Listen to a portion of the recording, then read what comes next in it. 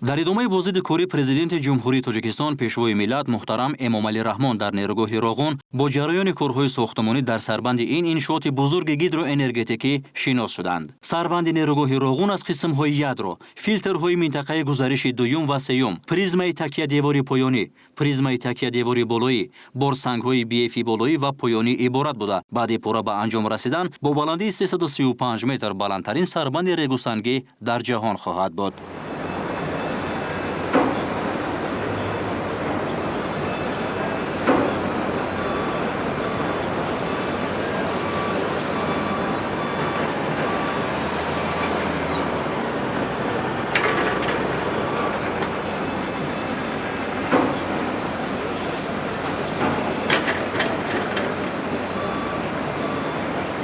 бино ба иттилоъ паҳнои сарбанд дар поёни он 1800 метр, паҳнои он дар боло 612 метр, паҳнои тахтапӯши сарбанд 20 метр ва ҳаҷми умумии маводи дар сарбанд хобонидашаванда 79 миллион метри мукаабро ташкил медиҳад.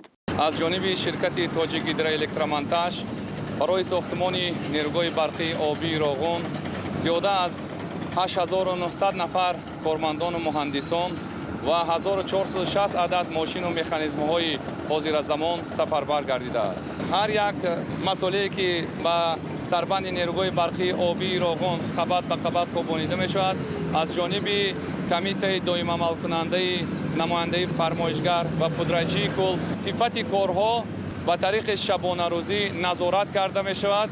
нерӯи тоза ва хастанопазири сохтмончиёну муҳандисон, садои баланди техникаву механизмҳои пуриқтидори муосир дар сарбанди нерӯгоҳ шаҳодати он аст ки дар ин корзори бесобиқа раванди корҳои сохтмонӣ лаҳзае қатъ намегардад. корҳои сохтмонӣ дар сарбанд дар навбати аввал то баландии 1050 метр аз сатҳи бар шурӯъ гардида, таҳкурсии ядрои сарбанд аз бетони кӯбидашуда бо ҳаҷми 293446 метри мукааб, сементатсияи мустаҳкамкунандаи таҳкурсии ядро бо шумораи 3359 чоҳ, сементатсияи пардаи оббанд бо шумораи 125 чоҳ бо чуқуриҳои аз 44 то 149 метр ба анҷом расидааст. кор бо сурат рафта истодааст. ҳамчун муҳандис оид ба техникаи бехатарӣ мо ҳаррӯзина саъй мекунем ки коргарон ҳамавақт дар амн ва бехатар кор кунанд. мо симтурбандиро аз сатҳи 1380 симтурҳои муҳофизатиро мустаҳкам карда то сатҳи 964-965 рафта будем ва ҳамарӯза таҳти назорат мегирем ки дар поён кормандон, муҳандисон, техникон кор мекунанд, бехатарии инҳоро риоя менамоем.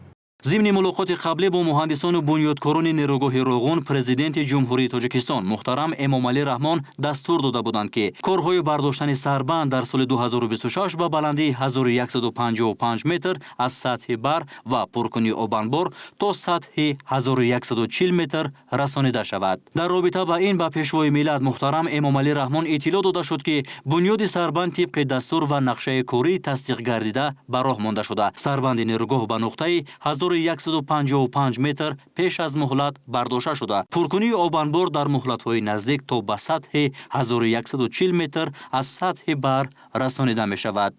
раҳмати калон мана супоришҳоро иҷро кардем, заҳмат кашидем. хоб имрӯз 1150 да баромадем. он чизе ки барои мо, барои мардуми Тоҷикистон дар кор буд, ин имконият метиҳад ки заҳмати шумо мо қариби 1 миллиард киловатт соат зимистон мардумда бахти зиёдӣ мегирем аз Роғун. инами заҳмате ки ман сафари пеш омада супориш додам, ине то имрӯза иҷро кардем.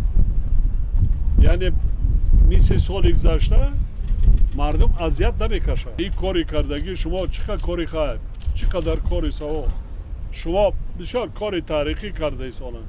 нерӯгоҳи Роғун ки ҷавобгӯи талаботи стандартҳои экологӣ, техникӣ ва бехатарист, ифтихори миллати созандаи тоҷик буда, ин шабу рӯзҳо ҳазорон фидоиёни роҳи дурахшони кишвар дар ин майдони корзор меҳнат мекунанд ва бо ғурури рустамона ҷиҳати дар фурсати муайян ба истифода додани ин иншооти гидроэнергетикӣ заҳмат мекашанд. сарбалондона гуфта метавонем ки муҳандисони тоҷик бе ягон мамоният метавонанд аз сохтмони чунин нерӯгоҳҳо бо сарбаландӣ бароянд. президенти кишвар муҳтарам Эмомалӣ Раҳмон ҳамчунин аз баландии 1300 метр аз сатҳи баҳр бо раванди корҳои сохтмонӣ дар назди баромадгоҳи нақби нақлиётии нӯҳ ба сӯи сарбанди нерӯгоҳи Роғун шинос шуданд.